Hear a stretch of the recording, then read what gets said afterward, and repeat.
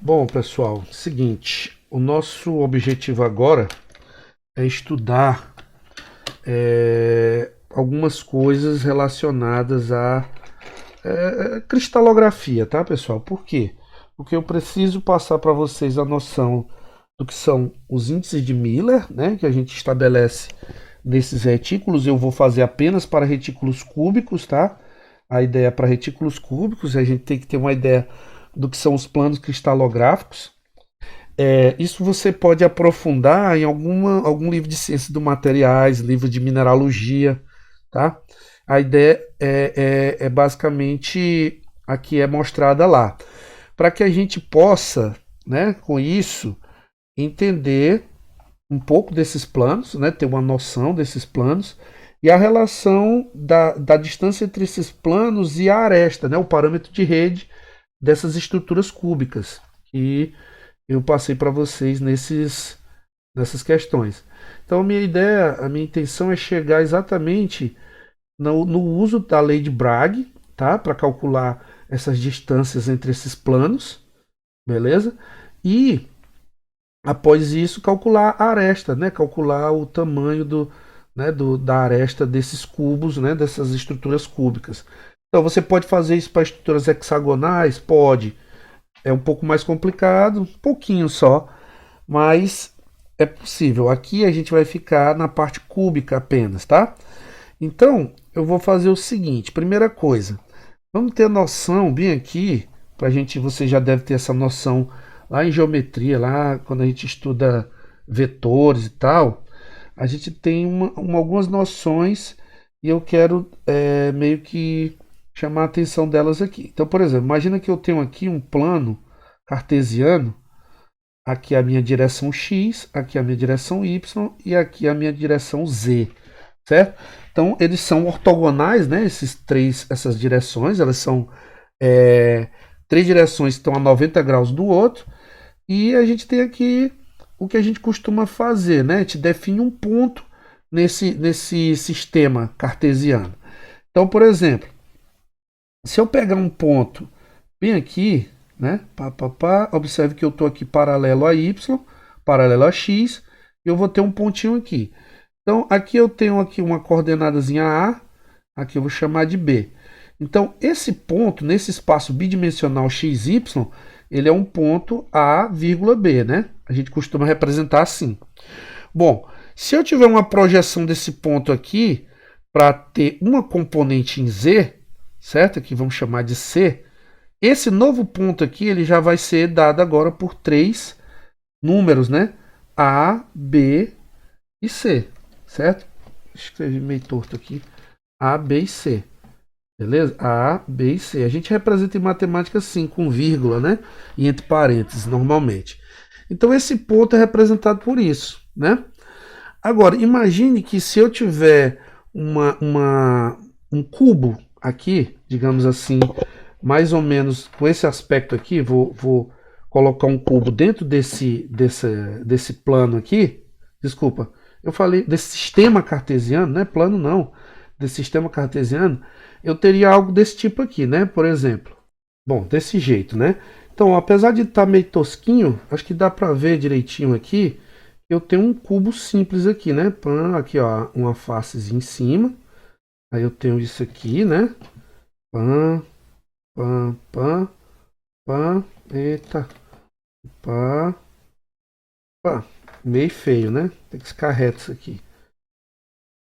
Caramba. Ai, bicho. Pronto, mais ou menos isso, né, pessoal? Então aqui eu tenho um átomo, aqui eu tenho outro, átomos nos vértices, tá? Apenas átomos nos vértices. Então, por exemplo, se eu quiser definir, por exemplo, que ponto esse átomo bem que ocupa, vamos lá, vamos pegar esse átomo aqui, esse. Aí o que eu vou fazer? Para me orientar aqui, né, o cubo, as três dimensões são iguais, né? Então esse tamanhozinho aqui eu vou chamar de A, né? Esse aqui também é A, e esse aqui, opa, esse aí já é o que eu estou representando, né? Ali do outro lado. E esse aqui também é A, tá, pessoal? Então, imagine o meu A, eu vou chamar de 1, tá? Vou chamar de 1. Por quê? Porque eu quero. não tem problema, vou chamar de 1. Então esse tamanhozinho aqui é 1, tamanhozinho unitário, tá? Esse Azinho é um tamanho unitário. Então observe bem aqui, por exemplo, esse ponto aqui que eu estou pintando de preto aqui, quais seriam as 3 coordenadas dele? Observem que ele está, se eu projetar aqui no Y, ó, ele está exatamente no Y igual a 1, né? Que é essa distância aqui, certo? Vou ver de outra cor aqui. Essa distância aqui, não dá para fazer com esse. Aqui, esse vermelhinho, pá. Então ele está aqui no Y igual a 1. O X, né? Observem que ele não tem componente nenhuma no X. Né? Ele não tem componente nenhuma no X, ó. Se eu projetar no sentido de X, eu não consigo projetar, eu projeto aqui em Z e em Y, né? Ele está no plano YZ. Então, esse ponto, ele é 0,1, como eu disse que o Y é 1, né? E o Z aqui, ó, também é 1. Então, ele é um ponto 0, 1, 1. Esse átomo está nesse ponto 0, 1, 0, 1, 1. Agora, vamos pegar um outro bem aqui. Por exemplo, esse bem daqui, né? Esse aqui, ó. Esse. Ele aqui em X, ele tá, ó, se eu projetar aqui no X, ele tá em A, que é igual a 1. Como ele está no plano ZX, ele não tem componente Y, né? Então ele tem uma componente aqui em Z, né? 1 também. Então aqui ele tem as componentes 1, aí 0, 1. Por quê? Porque é 1 no X, 0 no Y e 1 no Z. Aqui, esse ponto era 0 no X, 1 no Y, 1 no Z. Então você observa que eu tenho esses 2 pontos. Então eu posso pegar vários pontos aqui, né? Pontos nesse sistema e definir qual a posição dele. É claro que esse 1 está relacionado ao meu A, né? Uma vez que eu normalizei, digamos assim, o meu A igual a 1. Então, né, eu teria isso aqui. Mas um átomo ele poderia estar, por exemplo, bem aqui no meio, né? Por exemplo, se ele estivesse bem aqui no meio. Então ele estaria, ó, ele está no Z1, mas ele está aqui no X, que é metade do tamanho de A. Então ele está no A sobre 2, que seria 1 sobre 2, né? E ele continua no plano ZX, então ele não tem componente Y. Então esse aqui, ele seria o quê? Em X ele está no meio, em Y ele está, em Y é 0, né? E em Z ele está em 1. Então eu estou definindo as coordenadas desse ponto, tá? Bom, então isso é para eu identificar pontos no sistema desse aqui, X, Y, Z, tá? E eu posso especificar direções, por exemplo, eu vou pegar bem aqui essa direção aqui, ó, desse ponto a esse, tá? Quando eu vou especificar direções, o que é que eu faço? Eu tenho que pegar o ponto final, na verdade o ponto inicial e subtrair do ponto final, tá? Para eu achar as coordenadas para essa direção. Isso seria uma direção cristalográfica, imaginando isso aqui dentro de um cristal. Lembrando que isso não vai ser importante agora para a gente. O mais importante para mim são os planos. Eu só estou dando a noção aqui de como a gente vai enxergar dentro desse sistema cartesiano aqui, tá? Sistema XYZ. Bom, pessoal, eu perdi bem aqui o desenho, mas está aqui parcialmente representado, o que eu estava mostrando agora há pouco. Bom, então o que acontece? Agora eu estou falando da direção dentro de um cristal, né? Então aqui pegando uma parte do cristal, vamos supor, tá aqui aqueles átomos que eu tinha representado num cristal cúbico simples, né? Então você tem mais ou menos isso aqui e tem um aqui na frente, né? Tá. Então você tem essa direção aqui. Primeiro, que ponto é esse aqui? Né? Tá vendo que a seta está orientada para lá. Esse aqui é o meu ponto inicial e esse aqui é o meu ponto final. Não vou nem representar por IF para não ter confusão. Mas esse ponto inicial aqui, se a gente for ver, ó, X está aqui. Lembre que eu botei esse tamanho aqui como sendo A, né? E em termos de A, esse tamanho aqui é 1. Então aqui eu tenho 1. Como eu não tenho projeção em Y de jeito nenhum desse ponto, o Y é 0. E o Z está projetando aqui em 1 também, né? Então, esse ponto é 1, 0, 1. Esse outro ponto aqui, ele não tem projeção em X, né? Não tem. Então, esse ponto em X ele é 0. Então, lembrando, eu boto um parênteses, 0, vírgula. Em Y, também aqui eu tenho o meu Azinho, né? Que é o meu retículo é cúbico. Ele está aqui em 1. E já em Z, ele também está em 1. Então, se eu quiser fazer a representação dessa direção cristalográfica, a direção aqui nesse cubo, eu tenho que fazer o seguinte, eu tenho que fazer o final menos o inicial. Só que a direção, eu represento ela com colchetes, tá? Colchetes. Então, eu faço 0 menos 1, que é aqui em x, né, pessoal? Ó, 0, que é o final menos o inicial, 0 menos 1, isso aqui em x. Eu faço 1 menos 0, que é em y. 1 menos 0, que é em y. E eu faço 1 menos 1, que é aqui no z. 1 menos 1. Então, como é que isso aqui vai ficar? Isso aqui vai ficar 0 menos 1 é menos 1. Eu não represento menos 1, eu represento 1 e uma barra, tá? 1 menos 0 é 1. Opa, não tem vírgula, tá? Não tem vírgula. 1 menos 0 é 1 e 1 menos 1 é 0. Então, que direção cristalográfica é essa? Quando você vê um colchete, você já vai ver que é uma direção cristalográfica. Ela não tem separação por vírgulas, tá? Então, você simplesmente coloca um ao lado do outro. E como é negativo, como no caso aqui, ó, esse na direção em x, né? 0 menos 1 deu menos 1, você bota 1 em uma barra. Tá? Então é assim que você representa uma direção cristalográfica. Existem outras coisas que vocês podem perguntar, ou desculpa, pesquisar, pessoal. Você pode dar um Google aí, não é importante agora no momento para a gente, que é exatamente a densidade linear, certo? Que é a densidade numa direção. Por exemplo, aqui nessa direção, como nesse retículo, a gente lembra que quando um átomo está no vértice, ele contribui com 1/8, né, pessoal? Então eu teria que contar quantos átomos essa direção está passando nesse retículo. Então é 1/8 desse aqui, que eu vou colocar aqui de vermelho, 1/8 desse, e 1/8 desse. Então 1/8 mais 1/8 vai dar 2/8, que é 1/4. Então para você fazer essa densidade, você teria que fazer 1/4 sobre essa razão, esse tamanho aqui. E esse tamanho também eu tenho que usar uma geometria para colocar ele em função de A, né, pessoal? Então eu teria aqui um tamanhozinho desse, sei lá. Então, isso aqui é uma densidade linear, uma densidade de átomos. Seria átomos por... Eu posso até colocar em função de R, em função do raio dessas esferas. Por exemplo, como ele está partindo do centro de uma dessa... Eu vou apagar esse Dzinho para não confundir com o que eu vou mostrar mais à frente. Vou botar o raio mesmo. Como ele está partindo do centro de uma esfera aqui e está indo até o centro da outra, ele está passando por um raio e por outro. Então, ele está passando por dois raios. Isso aqui daria 1/8R, né? Essa seria a densidade linear, tá, pessoal? Seria a densidade linear, que seria nessa direção aqui, eu teria 1/8R de átomos por raio, certo? Isso também não é importante para a gente no momento, tá? Bom, então agora, como vocês podem entender a questão da direção, né? É só você imaginar qualquer vetor aqui. Aí você vai fazer as coordenadas do ponto final menos do ponto inicial. É claro que esse final inicial depende da setinha, né, que você orienta a direção cristalográfica.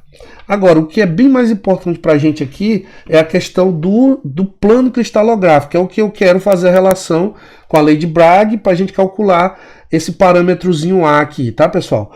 O que acontece? Na questão do plano cristalográfico, a gente tem que levar em consideração também a notação, que agora vai ser entre parênteses, eu não vou ter aquela vírgula, tá?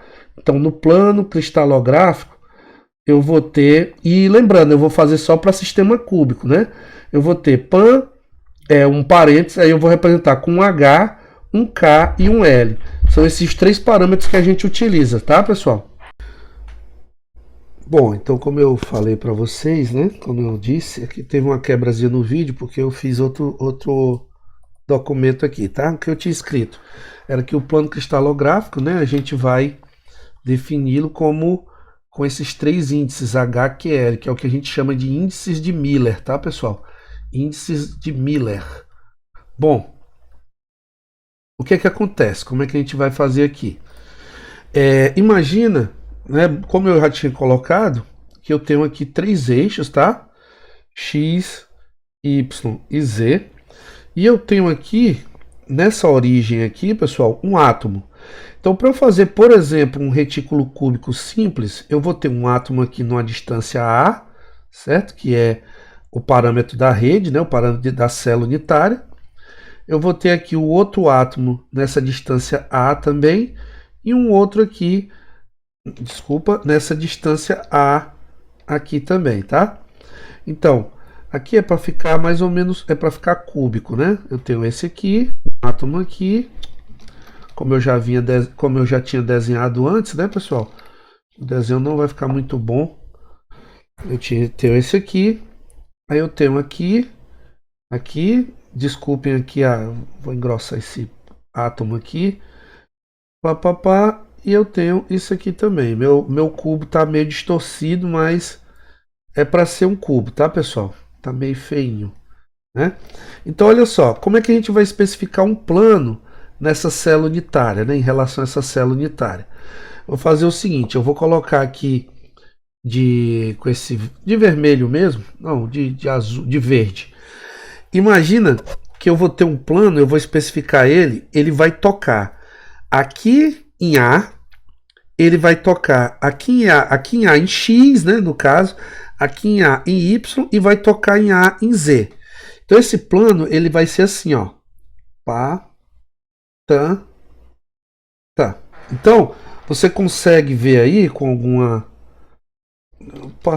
alguma habilidade, você consegue ver, não fica reto, né? Você consegue ver esse cubo, desculpa, esse plano, que ele está aqui, ó, inclinado, ele está dentro do cubo, né? E ele está tocando aqui em A, em X, né? Está tocando em A e Y e em A em Z. Esse plano aqui, né, como é que a gente vai especificar ele com esses parâmetros HQL? Primeiro, cada coordenada ela vai ser o quê? Essa aqui em Y, ela é uma coordenada 1 sobre K. Aqui em X ela é 1 sobre H. E aqui em Z ela é 1 sobre L. Então olha só, na verdade a gente faz tudo em relação ao parâmetro A, né, que a célula é cúbica e eu faço em relação ao parâmetro A. Então esse tamanho A, na verdade para mim, como eu já tinha feito antes, ele vai ser 1. Tá? O parâmetro A ele vai ser 1. Já o parâmetro... então, só um instante, deixa eu... Então, o parâmetro A ele vai ser 1. Então, olha só. Então, aqui para mim, como ele está tocando em A, ele vai estar tocando em 1. Aqui ele vai estar tocando em 1 e aqui ele vai estar tocando em 1. Então, o que acontece? 1 sobre H é igual a 1. Então, H é igual a 1. 1 sobre L é igual a 1. Então, L é igual a 1. E 1 sobre K é igual a 1. Então, L é igual a 1. Certo? Vocês vão ver que vai já ficar claro, porque quando eu desenhar outros planos aqui. Porque o que eu estou querendo dizer é que eu vou pegar a coordenada aqui, certo? Então o X é referente ao H, o Y é referente ao K e o Z é referente ao L. Eu vou pegar a coordenada em termos de A e vou pegar o inverso dela. Tá? É o que a gente está fazendo aqui. Então, como H, L e K, aqui eu botei L, mas aqui é K igual a 1, então esse plano ele é dado por 1, 1, 1. Isso entre parênteses, né? Então esse plano é o plano 1, 1, 1. Por exemplo, agora eu vou pegar um outro plano aqui, vou dar uma pausa para desenhar, para a gente não perder muito tempo. Por exemplo, como seria esse plano aqui? Né? Observe que aqui em Z, eu marquei de vermelho aqui a distância lá da origem até A. E aqui também até A. E aqui também até A. Aí o que acontece? Esse plano que está aqui, ó, ele está tocando onde em X? Ele está tocando em A sobre 2, está tocando em Z sobre 2 e está tocando em Y, em A. Em Y ele está tocando, desculpa, repetindo, está tocando em A sobre 2 aqui, em Z ele está tocando em A sobre 2 e Y ele está tocando em A. Então como é que ficam os parâmetros dele? Olha só, lembrando, como eu falei, isso aqui é relativo a A, né? Então aqui é 1, se A é 1, A sobre 2 é meio, né? Aqui do mesmo jeito, isso aqui é meio, e esse aqui é 1, isso aqui é 1 e esse aqui é 1. Então o que vai acontecer? Esse 1 sobre 2 aqui em X é igual a 1 sobre H. Então como é 1 sobre 2, simplesmente H vai dar 2. O que eu estou fazendo é pegar o inverso, né? É pegar o inverso. Aqui em Z, o que eu vou ter também? Eu vou ter ele aqui tocando em 1 sobre 2, não é isso? E aí o que vai acontecer? 1 sobre 2 é igual, em Z é L, né? Então 1 sobre L vai dar 2. E aqui em Y, ele está tocando exatamente 1, não é isso? Então, esse plano aqui em Y, ele vai ser 1 sobre K igual a 1, então K igual a 1. Então, como é que fica a notação para esse plano? Vai ficar X, que é o H, né? Vai ficar 2. Aí, no Y, vai ser 1. E no Z, ele vai ser 2. Então, esse é o plano 2, 1, 2, tá? Outro exemplo, vamos ver outro exemplo aqui. Agora, quando eu tenho o plano sem tocar um dos eixos, né? Quando ele não está tocando um dos eixos. Bom, então suponha que você tem essa estrutura aqui. Você tem esse plano. Como é que a gente vai fazer aqui? Por exemplo, esse aqui em X, ele está tocando aqui em A sobre 2, né? Então, aqui é A e ele está tocando aqui em A sobre 2. Então, a gente já viu que A sobre 2 é meio, né, em relação a A. Bem aqui eu estou tentando, imagina que está tudo proporcionalzinho, tá, pessoal? Mas o que eu estou querendo dizer? Que bem aqui é A sobre 3, desculpa, não é A sobre 3, né? Na verdade é 2A sobre 3. Vou riscar aqui mesmo, porque eu tenho A sobre 3 seria aqui 2A sobre 3, aqui 3A sobre 3 que é A, né? Então isso aqui é 2A sobre 3, esse aqui. Então, e aqui, pessoal, ele está paralelo ao Z, tá? Ele não está tocando em Z. Bem aqui eu tenho uma distânciazinha, bem aqui. Observe que ele está aqui, é como se você botasse aí uma parede assim, na diagonal. E ele está paralelo a esse aqui, tá? Que são ângulos de 90 graus, né? Tal, e ele está distante aqui até o eixo Z, ele não está tocando no eixo Z. Então, observe o seguinte. A gente já viu o quê? Que aqui, como é A sobre 2, 1 sobre H vai ser 1 sobre 2. Então, H é 2. Aqui, o que vai acontecer? Eu tenho, para o Y, 1 sobre K é igual a 2 sobre 3, né? Então, como eu falei, em relação a A, que é 2 terços. Então, K é 2 sobre 3. 1 sobre K é 2 sobre 3. Então, automaticamente, K vai ser 3 meios, tá? K vai ser 3 meios. Aí o que vai acontecer? O Z, ele não está tocando em Z. Você pode imaginar o seguinte, que 1 sobre L, ele é igual, ele está tocando onde? Aqui no infinito, né? Ele não está tocando em Z aqui, então está paralelo. A gente pode imaginar que lá no infinito é uma maneira de, até matemática, de se ver, né? Uma coisa que a gente diz que é assintótica, né? No caso, nem não, pessoal. Esquece o que eu falei. Assintótica não. Não é, porque ele não vai tocar. Mas o que acontece? Como ele não está tocando, a gente supõe que esse 1 sobre L é infinito. Ou seja, o L é 0.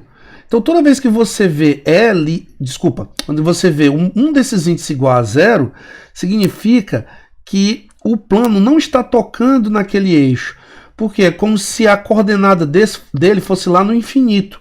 Tá? E aí, esse parâmetro aqui, que é o inverso, ele vai ser 0. Então, como é que fica o índice desse plano? Como é que ficam os índices desse plano? Eles ficam H igual a 2, K igual a 3 meios e o L igual a 0. Opa, tem uma coisa. Esses índices, eles são apenas números inteiros, tá? A gente não representa eles com números fracionários. Então, o que a gente faz? A gente tem que multiplicar aqui de tal maneira que eu elimine esse número fracionário e obter os próximos inteiros, tá? Eu não vou multiplicar por 4 nem por 8 para cortar esse 2. Eu vou multiplicar por 2 mesmo. Então, vai ficar esse aqui, multiplica todo mundo, né? 2 vezes 2 vai dar 4. E esse aqui, 3 vezes 2 vai dar 3,5, desculpa, 2 vezes 3,5 vai dar 3. E 0 vezes 2 vai dar 0. Então, esse plano aqui ele seria 4, 3 e 0. Eu não seria 8, 6 e 0, tá? Porque aí seria um plano diferente, tá? Eu não tenho essa questão de reduzir de maiores inteiros para menores inteiros. Isso eu faço direto aqui, né? Eu tenho que multiplicar de tal maneira para obter inteiros os menores possíveis, certo? E não é qualquer número que eu vou multiplicar aqui, tá bom? Então, dificilmente até a gente vai ter planos desse jeito aqui nas nossas atividades, tá? Mas eu estou falando de um modo geral. Então, observe. Quando ele toca, como é nesse exemplo, é simples, né? É só você pegar o inverso, ó. Por exemplo, aqui no X, ó, 2. Aqui no Y era 1. E aqui no Z é 2. Tá aqui o nosso nosso plano, né? Aí o que que acontece? Aqui, o inverso aqui, ó, é o 2, aqui é 3 sobre 2 o inverso, e aqui é 1, desculpa, 3 sobre 2, né, que tá aqui, e no Z é 0, porque ele não toca no plano, ele não toca, então é 0. Então, veja só, mas existem outras discussões, pessoal, que podem ser feitas, como eu falei também no caso lá da direção, que em cada célula unitária eu posso ver quantos átomos eu tenho tocando num plano, quantos átomos eu tenho num plano desse. Tá? Eu vou até depois vou botar aqui um desenho e aí eu posso falar um pouco sobre isso. Aí a gente pode falar o que é uma densidade planar, certo? A densidade de átomos num plano. Outra coisa também que vocês podem pesquisar é sobre as famílias de planos, que são as famílias que são, depois que você entende o que é a densidade planar, você vai ter famílias de planos que vão ter coordenadas diferentes, mas que eles vão ser idênticos entre si. Então essas famílias de plano, elas têm a mesma densidade planar e têm a mesma posição relativa em relação ao centro, digamos assim. Então, esses são exemplos de planos, tá, pessoal? Eu vou trazer isso aqui para a lei de Bragg. Só mais uma coisa. Eu vou tentar dar um exemplo aqui também, para você ver que às vezes o plano fica paralelo a dois eixos. Vamos lá, vamos ver aqui um exemplo disso. Vou dar uma pausa aqui. Então, por exemplo, esse plano aqui, simplesmente, como é que ele vai ser? Olha só, ele está tocando aqui em A em X, ou seja, 1 sobre H igual a 1. Então, H igual a 1. E ele está paralelo a Z e paralelo a Y, ó. Entendeu? Ele não toca Y e não toca Z. Então, a gente já sabe que ele vai lá, né? Que vai ser a questão daquele infinito que eu falei para vocês. Então, simplesmente 1 sobre K é infinito. Então, K é 0. E 1 sobre L é infinito. Então, a L é 0. Então, esse plano aqui ele vai ser 1, 0, 0. Tá? 1, 0, 0. Bom, tem outra situação também, pessoal, que é quando esse plano, quando ele cai na origem, tá? Quando ele passa pela origem. Por exemplo, o que é que a gente tem que fazer? Eu tenho aqui Z, X e Y, e aí você imagina um plano bem aqui dessa maneira. Vamos botar ele assim. Aqui ele está em A, tá? Então ele vai estar para cá. Opa, é para ele ficar aqui paralelo a esse, tá? Tá. Então, um plano desse tipo aqui, por exemplo, tá? Um plano desse tipo aqui. Bom, esse plano, observem que ele está em cima, todo em cima de X, né? Então, eu não posso defini-lo, né? De forma tranquila, de forma simples. Aqui A, vamos supor que está aqui A, e aqui também é A, tá? Então, o que eu faço? Quando eu tenho B, que é a minha origem, eu vou chamar de O, tá, pessoal? Quando um plano passa pela origem, eu tenho que fazer uma translação desse plano, desculpa, dessa origem, tá? Para algum plano, para alguma célula adjacente. Para quê? Para que eu possa tirar o plano de cima desse eixo, do eixo que está, digamos assim, de que ele está em cima, e aí eu possa definir os índices. No caso aqui, o que é que eu faria simplesmente? Ele está aqui em cima, eu vou trazer a minha origem bem para cá.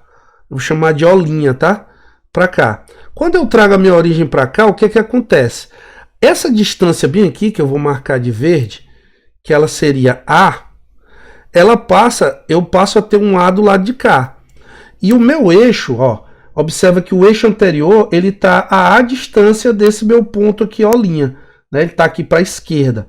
Como o meu zero agora é aqui, a minha origem agora é aqui, o que, que vai acontecer? Esse plano, ele vai estar tocando aqui em X, né? Ele vai estar tocando em X, só um minuto. Deixa eu ver se eu acho...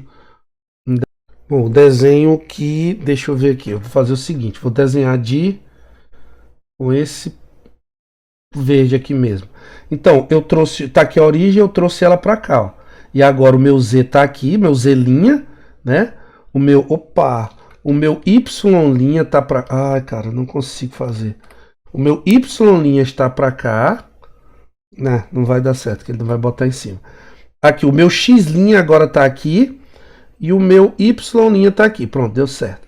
Então, o que acontece? Eu trouxe essa origem daqui para cá. Agora, os meus eixos que eu vou me basear são esses X', Z' y'. Observe que com relação a x', o plano ele está paralelo, né? Ele está paralelo a x'. Aí ele está tocando aqui em z', bem no A, e do lado de lá ele está tocando no menos A em relação ao y'. Porque se eu trouxe o zero para cá, né? O que acontece? Ele agora está tocando lá no y do outro lado, ó. Então, o que vai acontecer? Paralelo ao x', 1 sobre h infinito, h é 0.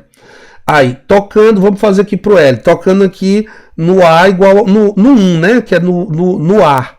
Então, o meu z', 1 sobre L vai ser 1. Então, L igual a 1. E o meu y', né? Ele não está tocando no y' do lado positivo, ele está tocando do lado de lá, ó. Do lado de lá, né? Então, desse lado de lá, ele está tocando no menos 1. Não é isso? Ele está tocando no menos 1. Então, 1 sobre K vai ser menos 1. Então, K vai ser menos 1. Então, como é que vão ficar os meus índices? Vai ficar 0, que é o H, o K menos 1. Então, eu boto 1 e uma barra sobre ele. E aqui, como ele está tocando em 1 no Z', né? Vai ficar 1. Então, esse plano aqui, esse é meu plano. Então, toda vez que ele passar pela origem, eu tenho que deslocar a origem para uma célula adjacente, para tirar essa origem do plano e ver como é que esse plano se comporta, né? Como é que são as coordenadas dele em relação a essa nova origem. E aí eu tenho a minha notação para esse plano, beleza? Bom, então feito isso, pessoal, acho que a questão de plano, como é essa noção inicial, dá para ter com isso aqui, tá? Dá para ter com isso. Isso é muito usado em ciências dos materiais, tá? Inclusive tem um livro que deixa eu ver se eu dou um print aqui na referência dele para eu mostrar para vocês. É um livro que tem muitos aqui, quem quiser se aprofundar, tá? É de onde eu tô tirando algumas coisas aqui, tá? Bom, o livro é esse, ó. É o Callister, tá? Fundamentos de Ciências Materiais e Engenharia. Então, se alguém quiser ler, só procurar essa referência aqui, tá? Lá, o capítulo 3 vai ter isso aí, tá, pessoal? Vai ter muito isso aí. Inclusive, eu vou até pegar algumas imagens aqui dele pra gente discutir mais algumas coisas. Como eu falei, né? Questão da densidade planar. Por exemplo, vamos lá, vou pegar aqui uma figura dele. Antes da densidade planar, olha aqui um exemplo desse livro. Ele está dizendo aqui, ó, ele está botando aqui um exemplo parecido com esse que eu fiz agora por último, né? Então, ó, só que aqui, pessoal, ele está colocando x, ele coloca o parâmetro a, y, b e c, né? Porque ali eu estou especificando só para células cúbicas. Aqui não, aqui pode ser qualquer uma, né? ABC pode ser monoclínico, né? Pode ser tetragonal. E aqui no hexagonal, né? Mas no livro também ele traz hexagonal, tá? Então observe o seguinte, ele está mandando você determinar os índices de Miller. Então como eu fiz ali, ó, ele pegou o O, né, a origem aqui, ó, que está aqui, e trouxe para cá, ó. E aí, só que aqui é diferente do meu plano, porque aqui ele toca em C sobre 2, né? No Z, toca aqui em menos B, no caso do Y, né? Aí ele diz, uma vez que os planos passam através da origem da origem O selecionada, uma nova origem deve ser escolhida no canto de uma célula unitária adjacente. Então foi do O pro O' aqui, tá? Não sei se dá para ver direitinho. Vou aumentar aqui. Pro O'. Aí ele diz, como mostrado no esboço, B, do lado B aqui, né? Desse lado de cá da figura. Aí ele diz, o plano é paralelo a X. Aí como ele é paralelo a X, pessoal, ó, ele intercepta A lá no infinito, né? Aí ele diz, em termos do parâmetro, é infinito, como eu estava fazendo. Automaticamente, como é que vai ser o inverso? 1 sobre infinito vai dar 0, tá aqui. Já no Y, olha só, ele está interceptando aqui em menos B, ó, para cá. Aqui era B, né, pessoal? Aí ele deslocou para cá, pro O', então o lado de lá ficou menos B, né? Porque agora o 0 é aqui. Então para lá é menos B. Então ele está tocando aqui, ó, em menos B, do lado do Y. Então ele está tocando aqui em menos B, em termos do parâmetro, né, relativo ao B, fica menos 1, e o inverso vai ser menos 1, não é isso? Então o inverso de menos 1 é menos 1, 1 sobre menos 1 é menos 1. No caso do Z, ele está tocando em C sobre 2, porque a altura maior aqui, o C, dele, que a gente chama ali de A, é esse aqui. Aí ele está tocando no meio, C sobre 2. Então, em termos do parâmetro, 1 sobre 2 e o inverso 2. Por isso que a codificação aqui para o plano fica 0, 1 barra, né? Porque é o menos 1 e 2. Então, como eu tinha mostrado para aquele ali para vocês. Mas andando mais na frente aqui também, vou colocar outra célula aqui para a gente analisar. Como eu estava falando daquela densidade planar, né? Então, por exemplo, ó, essa figura aqui também desse livro. Observem que esse aqui não é mais cúbico simples, né? Agora a gente tem um cúbico de face centrada. Observa, ó, eu tenho aqueles átomos nos vértices e tenho em cada face eu tenho um bem no meio, né, pessoal? Conforme a gente já viu em outros vídeos também e na sala de aula, né?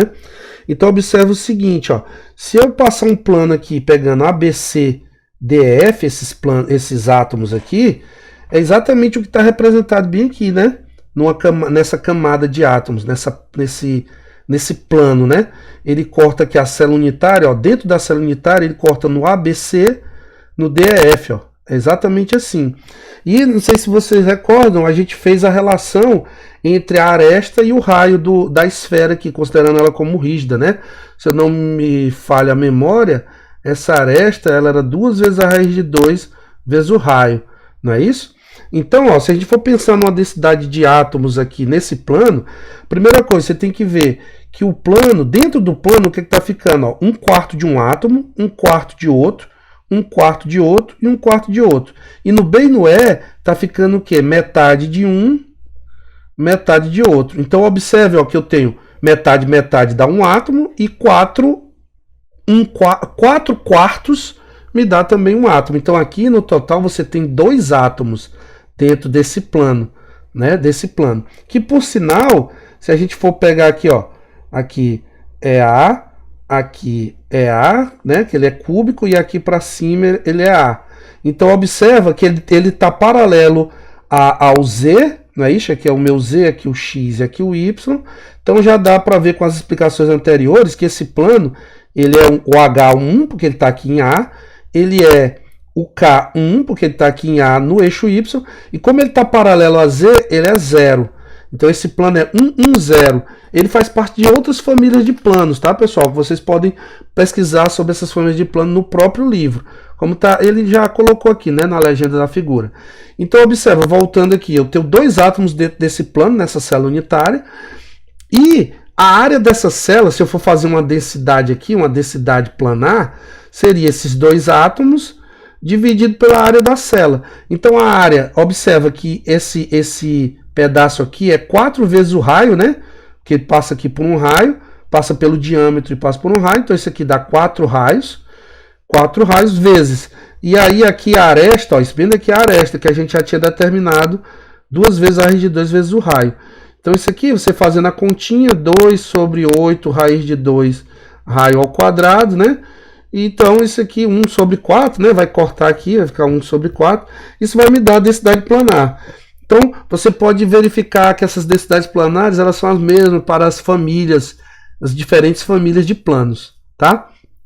Bom, o que vem agora, pessoal? Uma vez que a gente sabe identificar os índices de Miller, o que vem agora? Claro que eu não vou me aprofundar matematicamente, eu vou explicar de onde vem a lei de Bragg, tá? Como é que é a lei de Bragg, de onde é que ela vem. Eu não vou me aprofundar matematicamente na relação entre a aresta e as distâncias entre os planos, tá? Então, a primeira coisa, eu vou dar uma noção de como é feita, como são feitas, né? Essas distâncias entre os planos num experimento de difração de raio-x, tá, pessoal? Isso sem entrar também em muitos detalhes da técnica. Bom, pessoal, uma condição que é necessária, mas não suficiente para que haja difração é aquela condição dada pela lei de Bragg, tá? A lei de Bragg, a gente pode entender ela com essa figura aqui. Você imagina o seguinte, vai haver, né, a incidência aqui de um comprimento de onda, né? No experimento, normalmente é feito assim, eles pegam um feixe de elétrons, aceleram ele na diferença de potencial, e esses elétrons eles são freados, né? Eles colidem com um meio material, normalmente usam cobre, né? E aí o que acontece? Quando eles são freados, eles perdem essa carga, desculpa, essa energia cinética, melhor dizendo, com essa desaceleração. E aí eles emitem fótons contínuos, tá? Em várias frequências. E aí no experimento de difração de raio-x você tem uma banda larga. No entanto, esses elétrons, eles também podem, colidindo com esses átomos de cobre, por exemplo, arrancar elétrons lá das camadas internas do cobre, né? Aí que vai dar origem a transições eletrônicas no cobre para essas camadas internas que emitem raio-x, tá? E esses raios-x são utilizados num equipamento para analisar cristais, tá? Esses raios-x de cobre, eles são discretos, né? Na verdade, eles são vários fótons de raio-x com frequência muito próxima da outra. E aí, se vocês forem pesquisar, vocês vão ver que existe lá a parte K-alfa e K-beta, né, do cobre, que é exatamente a transição da camada L e da camada M para a camada K no cobre. A K é a primeira, né, pessoal? KLMNOPQ, né? Então, o L voltando, o elétron voltando de L para K e de M para K vai dar na região dos raios-x. E esse raio-x, ele tem, né, o comprimento de onda dele, o lambda, né, a distânciazinha daqui até aqui, ó, de uma crista até outra, ou de um vale até outro, eles são da ordem das distâncias interplanares em cristais, tá? Então, o que que acontece? No analisador lá do equipamento, o que que ele vai fazer? Ele vai analisar em vários ângulos, né, onde está havendo a detecção de raio-x que estão sendo difratados nesse cristal, tá? E aí, através dos valores desses ângulos, a gente pode calcular essa distância aqui entre esses planos. Então, como é que isso é feito? Observe o seguinte, ó. Se você pegar dois feixes aqui, ó, esse feixe 1 e 2, eles estão vindo em fase, né, pessoal? Ó, esse aqui sobe, esse aqui desce, e por aí vai, né? Então, eles estão em fase. Pam, pam, pam, pam, pam, e eles vão bonitinho em fase até aqui. Quando esse feixe 1 é difratado, né, que ele colide aqui, e ele é difratado por uma determinada camada, né, um átomo numa camada, ele sai nesse ângulo, né, de difração aqui, ângulo de refração, no caso. E aí, o que que vai acontecer? Aí o que que vai acontecer? Para que esse, né, no caso eu falei difração, né, esse ângulo vai ser difratado aqui. Então, para que ele saia daqui, né, pam, pam, pam, pam, pam, pam, em fase com esse segundo, observe que a diferença de percurso, ó, eles vêm até aqui, até esse ponto P, ó, até esse S, é a mesma distância. E daqui desse P até esse T, ó, se você medir aqui, ó, você vê daqui do T pro P para cima e até o P e até o S, é a mesma distância. O que que tem de diferente? É esse SQ e esse QT aqui. Então eu vou fazer o seguinte, eu vou pegar esse segmento SQ e esse segmento QT. O que que acontece?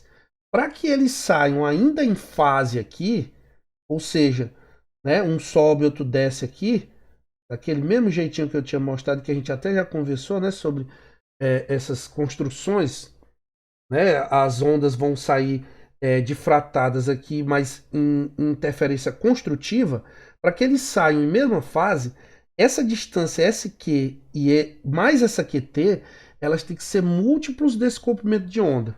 Então esse N aqui normalmente é um número pequeno, mas ele é um número inteiro, tá, pessoal? É um número inteiro.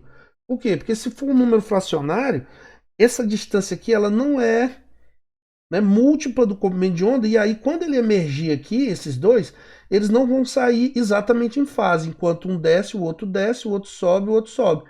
Sairia assim, um desce e o outro sobe, e aí tem uma interferência destrutiva e você não detecta esse feixe difratado.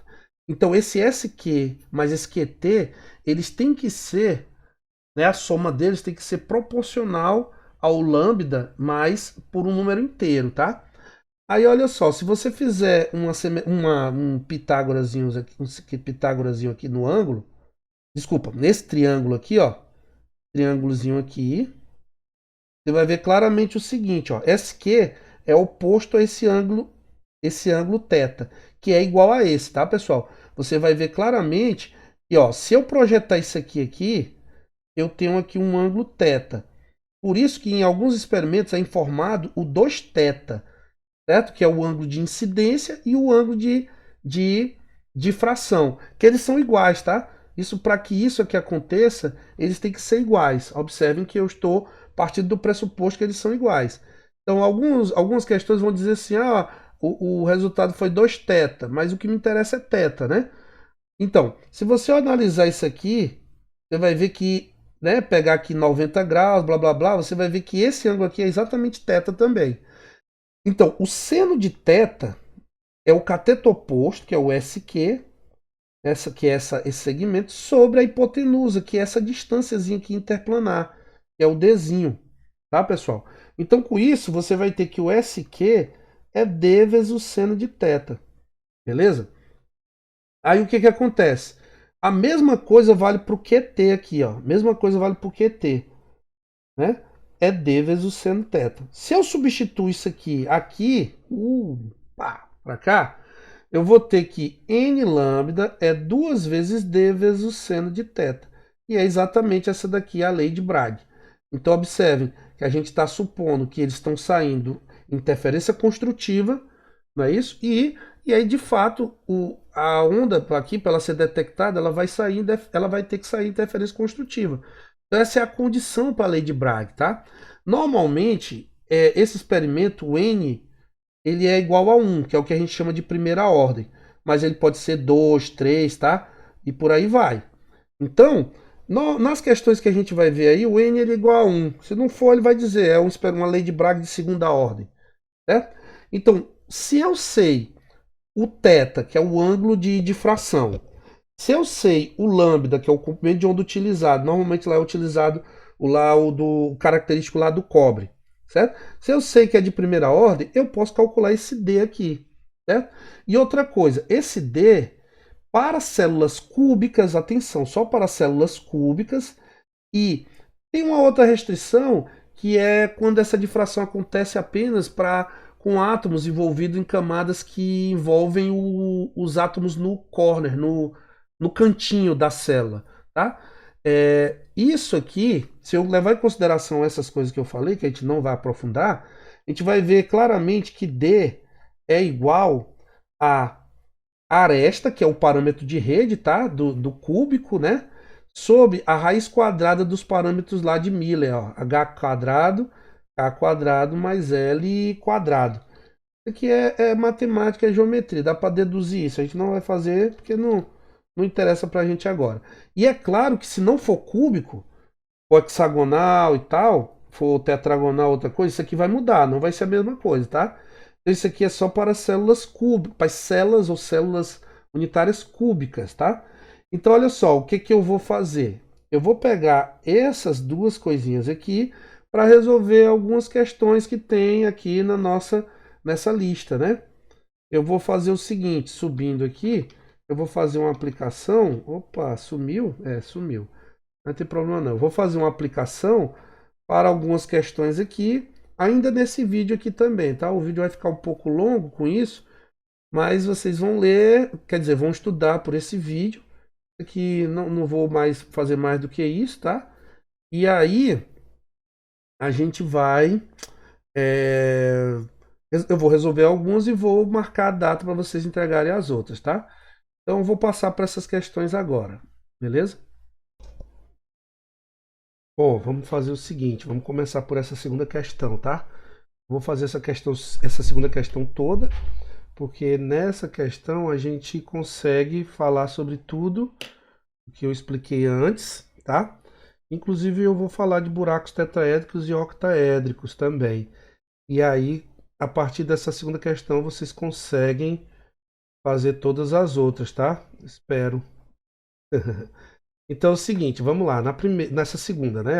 Ele diz assim: as estruturas de cristais binários podem ser vistas como o empacotamento de átomos do primeiro elemento, estando os átomos do segundo elemento preenchendo os buracos formados pelo primeiro. Na célula unitária do cristal gama iodeto de prata, com aresta, né, com parâmetro de rede de 647,3 picômetros, os ânions e menos, né, que são esses maiores aqui, que está dito, está mostrado aqui, né, pessoal? estão arranjados numa estrutura cúbica de face centrada, certo?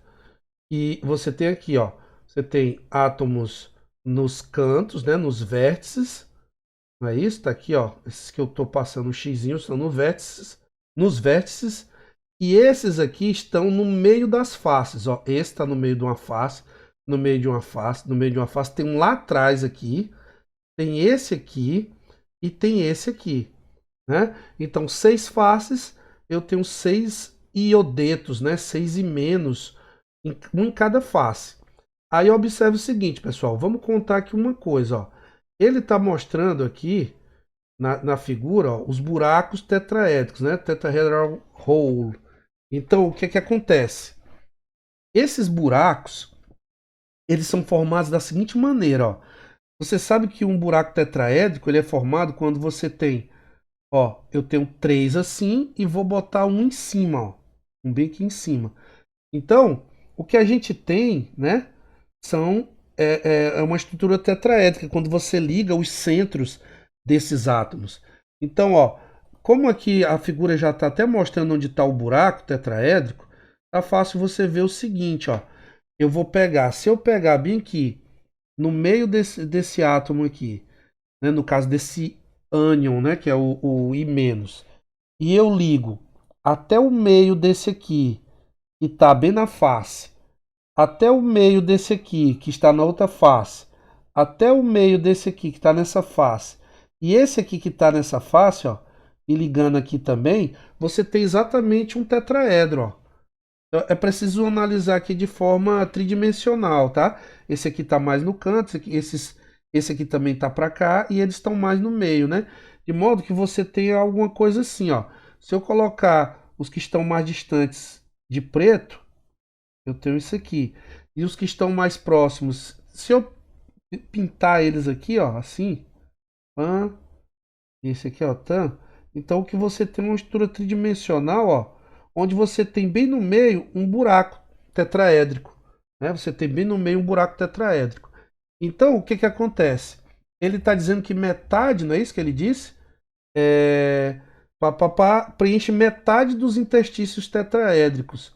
Então, aqui, ó, por questão de simetria, eu posso fazer assim. Eu posso dizer que esse aqui está preenchido. Aí, esse do lado de lá está preenchido por um AG+. Aí, esse do lado de lá está preenchido por um AG+. E um desse aqui está preenchido por um AG+. Observe que esse pontinho preto é o AG+, né? Aí, Samuel, mas a fórmula não é AGI? Observem que dentro da célula unitária, cada átomo num vértice colabora com 1/8, né?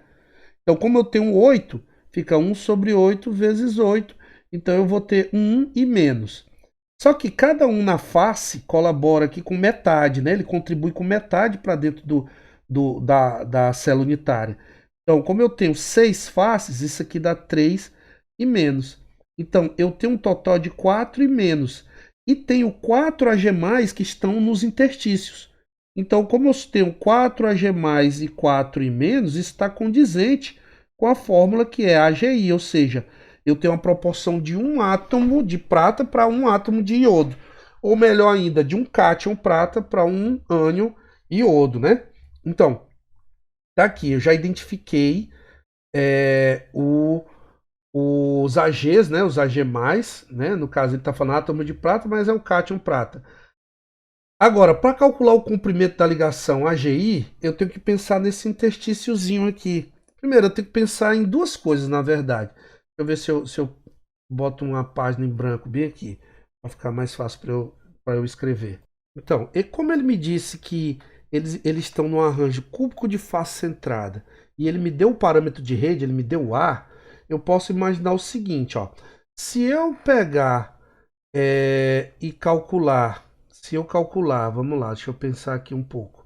Bom, se eu calcular, se eu olhar para uma face, eu vou ter o seguinte, eu vou ter os átomos nos vértices, né?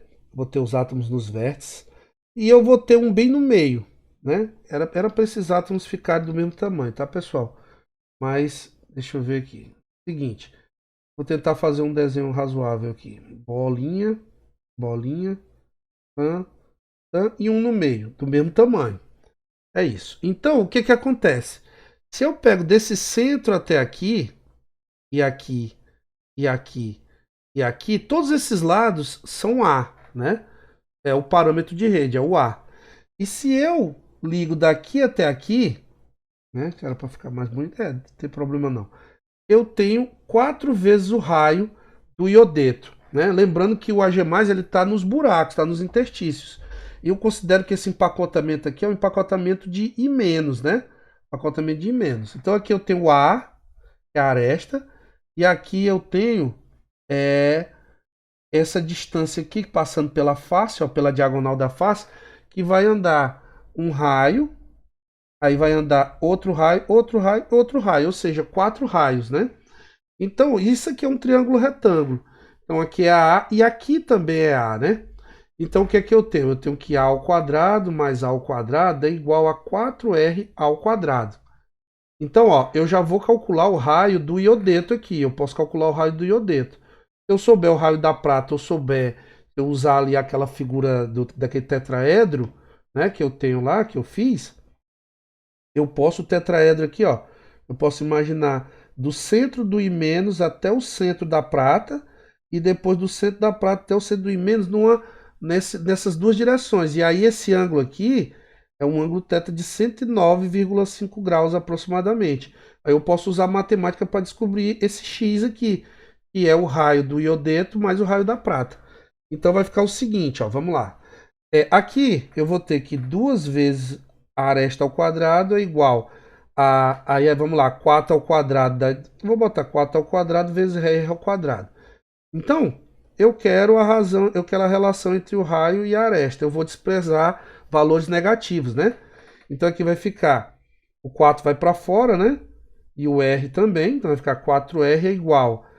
Aí vai ficar o a vai para fora vezes a raiz de 2. Não é isso? Então eu tenho que o raio é a raiz de 2 sobre 4 vezes a aresta. Então, é isso aqui que eu tenho, né?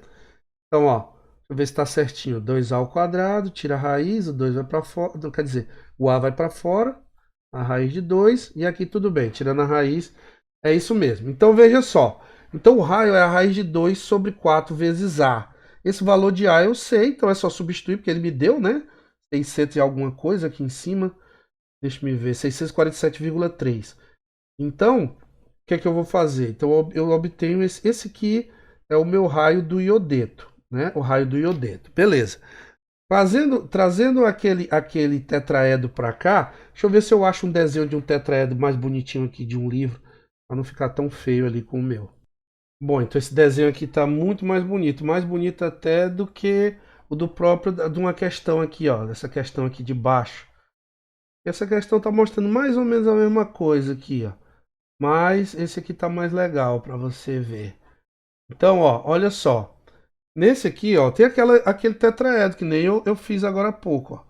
Então aqui, ó, vou pegar do meio desse átomo de cima até esse, aí vai lá para trás no outro, aí ali atrás e desse aqui também lá para trás, ó. E fica o buraquinho no meio, fica o buraco tetraédrico, né? Que a gente chama. Então, esse buraco tetraédrico, a gente não sabe o tamanho dele aqui, né? Nesse cristal de AGI. Mas eu já sei que o raio do I- é a raiz de 2 sobre 4 vezes a aresta. Bom, o que é que eu faço agora? Então, observe que se eu pegar daqui até aqui, né? Do meio do I- até o meio do outro, eu tenho aqui o meu 2R, né? E aí eu tenho também aqui, ó, se eu pegar do meio dele até o meinho aqui do buraco tetraédrico, então, pela figura você vê claramente o que? Você vê que eu posso olhar para esse tamanho aqui, ó, que ele está dando como R mais RH, né, que é essa mesma distância aqui. Ou seja, esse meu R mais RH é a minha distância entre o AG e o I, né? É o AG mais e o I menos. É a distância. E ela também aparece aqui, ó. Então, e esse ângulo é de 109,5 graus. Então, o que eu tenho é esse triângulo aqui, ó. Vixe, tá horrível. Triângulo aqui. e tenho isso, tá? Então, e esse ângulo aqui é θ. Então, pessoal, a gente pode usar a lei dos cossenos aqui, né? Por exemplo, se aqui for A, aqui for B e aqui C, você vai ter que C quadrado é A quadrado mais B quadrado menos 2AB vezes o cosseno de θ, né? É exatamente isso. Então, usando aqui, eu vou fazer o seguinte, 2R ao quadrado, lembrando que esse R é o raio do iodeto, que a gente já calculou aqui em cima, a relação dele com a aresta, né, com o parâmetro de rede, ele vai ser igual. Esse R mais RH é o meu D, né, a distância que eu quero. D quadrado, desculpa, agora eu lembrei de uma coisa, não vou usar D não, vou usar X, tá? Porque D eu vou usar para distância interplanar no restante da questão, então, para não confundir, vai ficar x quadrado mais esse outro tamanho, que também é x quadrado, menos duas vezes aí, é x vezes x, né?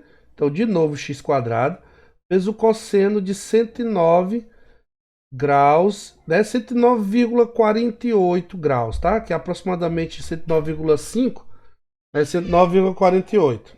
Então, bom, resolvendo, a gente vai ter o quê? Vamos lá, vai ficar 4r quadrado, né? Igual, aqui, colocando x quadrado em evidência, você vai ter 1 mais 1, né? No caso, 2 menos 2 vezes o cosseno de 109,48 graus, né?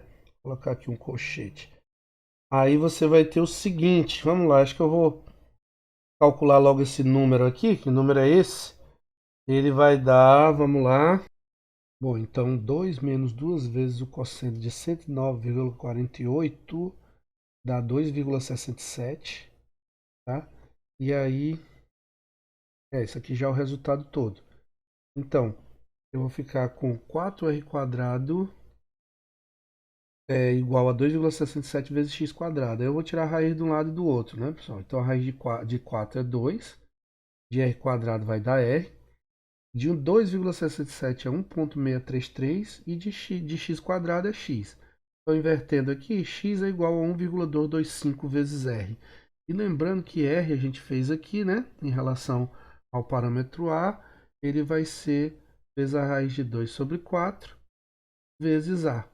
Então, quem vai ser esse... Opa, r não, né? Que x, né? X é igual a 1,225 vezes a raiz de 2 sobre 4 vezes a. Então, voltando lá na questão, quem é a, né? A vai ser o quê?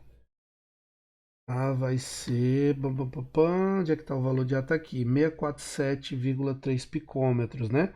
Ou seja, 10 a menos 12 metros, um picômetro, né?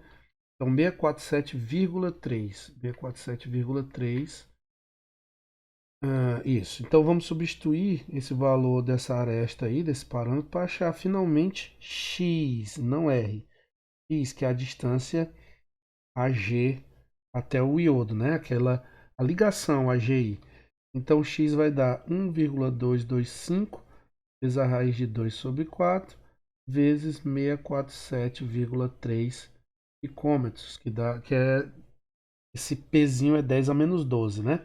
Então, fazendo essa continha também aqui rapidão, bom, isso vai dar 280,3 picômetros. Então, 280,3 picômetros. Então, essa aqui, x, né, é a nossa distância entre o AG e o I. Lembrando que aqui é mais e aqui é menos. Isso é igual a 280,3 picômetros. Então, respondida a letra A, né? Ele pediu para identificar o AG+, eu mostrei aqui para vocês, e o comprimento da ligação AGI. Ah, não, ainda falta a densidade do cristal, né? Ah, tá. Então, olha só, para fazer a densidade do cristal, a gente vai fazer o seguinte. A densidade, ela vai ser o quê? Ela vai ser o número de, vamos chamar de ρ, vai ser o número de fórmulas que eu tenho dentro do retículo, certo? Vezes a massa molar dessas fórmulas. Eu estou falando fórmulas porque é um composto iônico, né, pessoal? Então não é molécula. Então é dividido pelo volume. Só que, como eu vou fazer a massa de fórmulas individuais, eu tenho que dividir pelo número de Avogadro. Então a gente já fez algo semelhante, né? Então, Se você voltar no vídeo aí, você vai ver que eu falei o quê? E eu tenho 4 Ag+ aqui dentro, porque ele me disse que metade dos interstícios tetraédricos estavam ocupados por Ag, né, por prata. Então eu pintei aqui de preto. E também nós contamos aqui nas arestas não, nos vértices e nas faces as quantidades de iodo, né? Então dá 4 e 4. Então você tem 4 fórmulas de AgI dentro da estrutura. Tá? Então eu tenho que fazer 4 vezes a massa molar dividido pelo número de Avogadro vezes o volume ao cubo. Esse volume é o volume da aresta, o volume todo, né? Não é o só de átomos. Então é aquele parâmetrozinho de rede lá. Aqui vai ficar 4 vezes. A massa molar é a massa da prata, que é 107,9, mais a massa do iodo, que se não me engano é 127 aproximadamente, tá? 126,9, pronto. Então mais 126,9. Observe que isso aqui vai estar em grama por mol. Isso aqui, o número de Avogadro, 6,02 vezes 10 a 23, mol a menos 1, certo? Ou seja, quando esse mol menos 1, ele vai para o numerador e fica mol. E esse mol aqui está no denominador. Então ele corta com ele, né? Vezes o volume da célula, que é 640. Desculpa, a aresta, né? 647,3. 647,3 vezes 10 a menos 12 metros, né? Ou seja, pessoal, como isso aqui tá em picômetros, né? Que esse PM é 10 a menos 12 metros. Só que eu vou colocar em gramas por centímetro cúbico a densidade, então aqui eu tenho que transformar esse metro para centímetro. Então eu posso multiplicar isso aqui por 100 centímetros, caramba, e dividir por 1 metro. Lembrando que tudo isso está ao cubo, né? Então, ó, metro corta com metro. Aqui vai ficar centímetro. Você vai ver que 10 a menos 12 vezes 10 a 2 vai dar 10 a menos 10. E aí eu tenho que fazer tudo ao cubo, tá? Fazendo aqui rapidão essa conta, isso vai dar 5,75 gramas por centímetro cúbico. 5,75 gramas por centímetro cúbico. Então, essa é a densidade, tá? Essa é a densidade. Observe, como eu não tenho só um metal, né? Só um átomo, eu tenho uma fórmula, eu tenho que contar o número de fórmulas, né? Que eu tenho dentro do retículo, certo? Bom, então é isso. A letra A foi, né? A letra B, ele diz assim: sob mudança de temperatura e pressão, o cristal de AgI pode ser transformado para o tipo NaCl ou tipo CsCl, que é o cloreto de césio e o cloreto de sódio, né? O cloreto de sódio aqui e o cloreto de césio. Bom, a gente tem que saber quais são esses tipos, né? Quando os raios X de comprimento de onda 354,2 picômetros foram usados, a difração de raio-x, como eu já expliquei antes, né, pessoal, é usado. Isso aqui é exatamente o que é emitido lá por uma daquelas raias do cobre, tá? 354,2. Então, nesse comprimento de onda, os raios, né, os ângulos foram medidos para o plano 200. E como eu expliquei também, aqui ó, o parâmetro, os índices de Miller, né, da direção x, y e z, dos dois tipos de cristais. Então, o cristal, um dos cristais 14,7 graus e o outro 21 graus, o ângulo de difração, respectivamente. Observe que aqui já está a lei de Bragg já substituindo, né, aquela relação entre as distâncias entre os planos e a aresta. Então, calcule a dimensão da célula unitária, ou seja, ele quer saber o Azinho, o parâmetro de rede, né? E o comprimento da ligação AgI destes dois tipos de cristais. Então a gente vai meio que comparar, né, com essa estrutura aqui, cúbica da letra A, né, que a gente calculou o AgI, e aqui a gente vai comparar com essas duas estruturas, do tipo NaCl e do tipo CsCl. Bom, quais são essas estruturas do tipo NaCl e do tipo CsCl? Bom, vamos lá, vou mostrar aqui para vocês uma figura.